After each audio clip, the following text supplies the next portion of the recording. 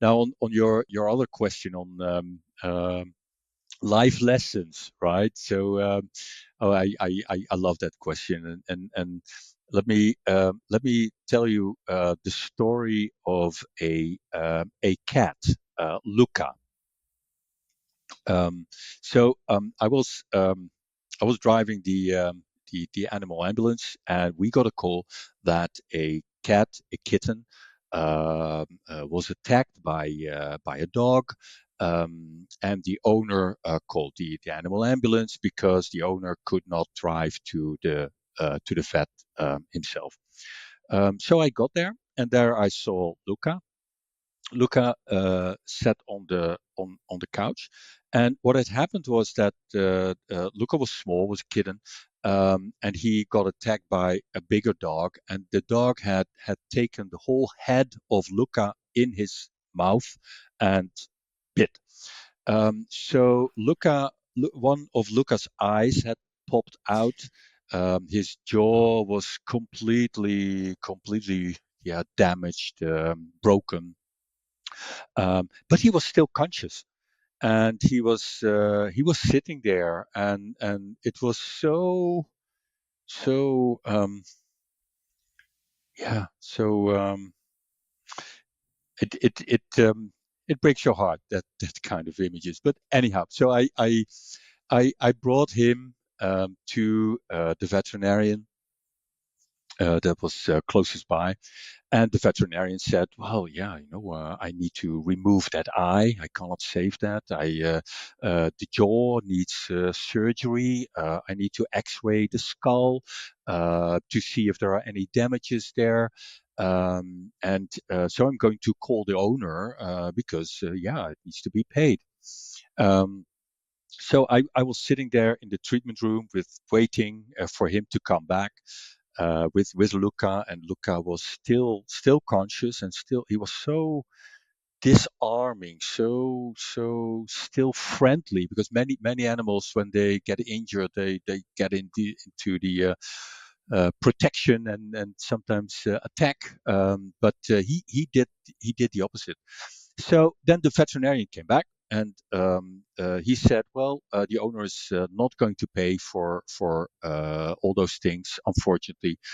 So I have to put Luca to sleep.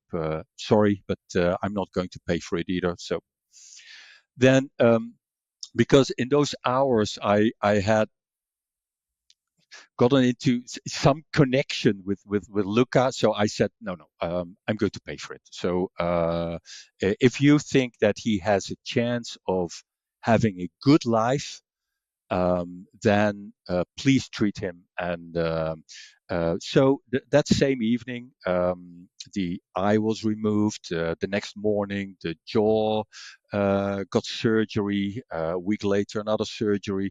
The skull was all fine. So the veterinarian was saying, well, this cat can lead a good life. He can cope with having one eye. That's not a problem.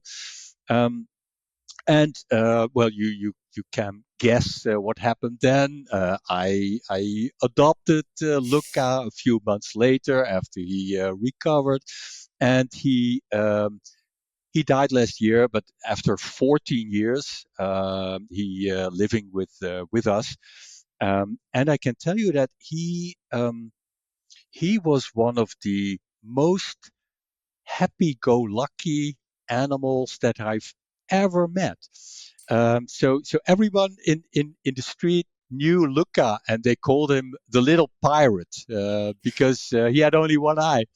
And he Luca got along with our dogs very well. He always joined me the evening walks. When I walked the dogs, he joined. He walked with us, and then I had to cross a busy street, and so I told him always to wait because that was dangerous. I crossed the street with the dogs. He waited in the garden until we returned. Half an hour, 45 minutes later, and there he was waiting for us, and he joined us again and walked back home. And so such a happy, uncomplicated life that he led with an open mind, and despite his traumas, and he also managed to live together with our dogs despite the fact that another dog had done so much damage to him, which I think if it's one life lesson, then this was. I keep on thinking of him. Maybe not every day, but very often, about how he did that, how he managed that to despite all the suffering and the traumas, have that wonderful life